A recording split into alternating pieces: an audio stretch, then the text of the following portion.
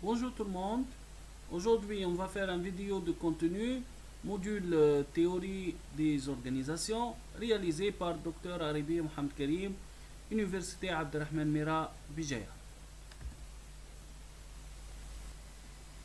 Pour le contenu du premier cours, on a divisé notre cours en deux chapitres. Le chapitre numéro 1, l'école classique des organisations.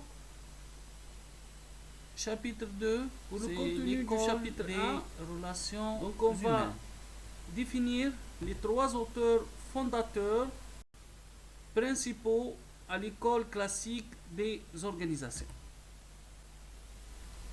Le premier, c'est Frederick Taylor, ingénieur américain. Il est né en 1856 et décédé en 1915. C'est un promoteur le plus connu de l'OS, l'Organisation scientifique du travail, c'est une abréviation, ou le Taylorisme.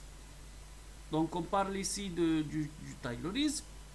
Il a utilisé des méthodes scientifiques pour définir la meilleure façon de réaliser une tâche. Selon donc Frederick Taylor, la circulation de l'information et la communication, ça circule de manière linéaire, droite, de A à B, selon des affirmations, des ordres, etc. Le deuxième, c'est Henry Fayol. Il est né en 1841 à Istanbul et décédé en 1925. C'est un ingénieur français et diplômé de l'école de mines de Saint-Étienne. Il est le fondateur de l'OAT.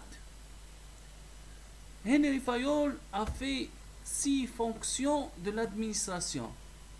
Donc la fonction administrative, la fonction de recherche, la fonction de sécurité, comptable, commerciale, etc. Le troisième auteur, c'est Max Weber.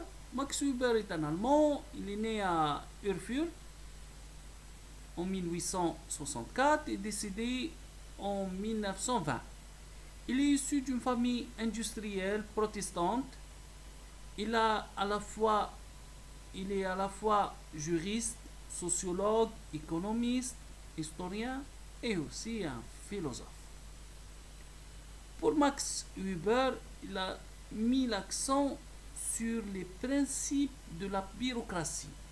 Donc, pour faciliter les tâches de l'employeur, l'administration, selon Max Weber, c'est une administration qui travaille sur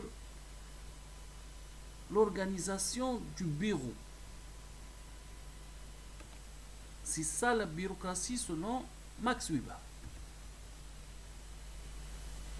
Pour le chapitre 2, on va traiter les principaux apports des auteurs de l'école des relations humaines à partir de 1930 au 1960. C'est la durée presque de l'école des relations humaines. Alors, le premier fondateur de l'école des relations humaines, c'est George Hilton Mayo. Il est né en 1980 et décédé en 1949. Il est un sociologue australien et professeur et chercheur en psychologie. Il est à l'origine du mouvement des relations humaines. Il est le père fondateur de la sociologie du travail. Parmi ses travaux les plus célèbres sont les expériences de Hawthorne.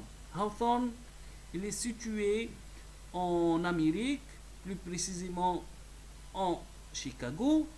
L'expérience de Hawthorne, Hilton Mayo a fait une expérience dans une entreprise de texture.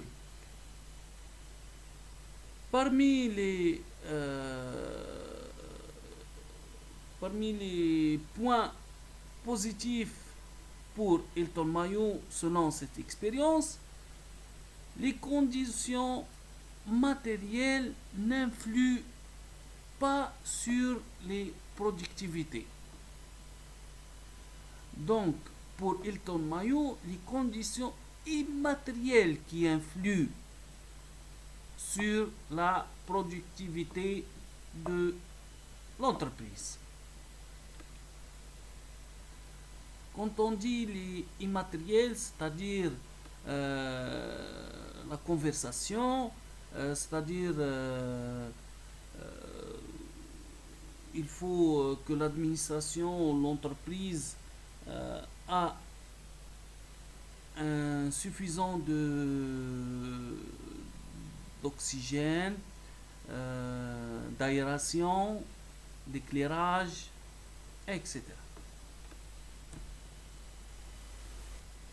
Le deuxième, c'est Abraham Harold Maslow.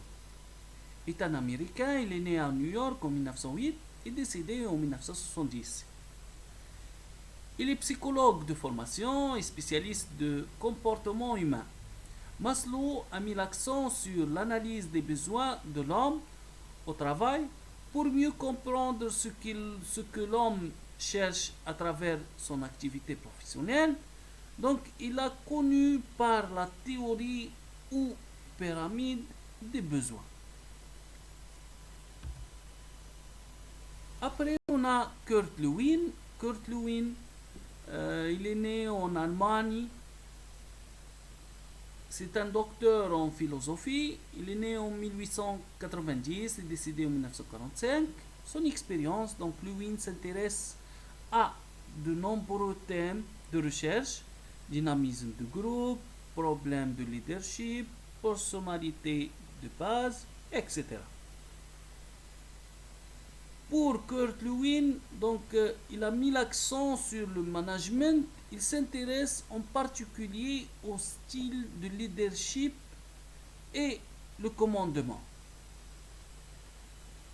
Kurt Lewin, il a donné trois définitions principales pour réaliser les tâches de manière parfaite. C'est l'autoritaire, démocratique et le laisse-faire, c'est-à-dire laisser faire les employeurs. Le dernier, c'est Francis Likert,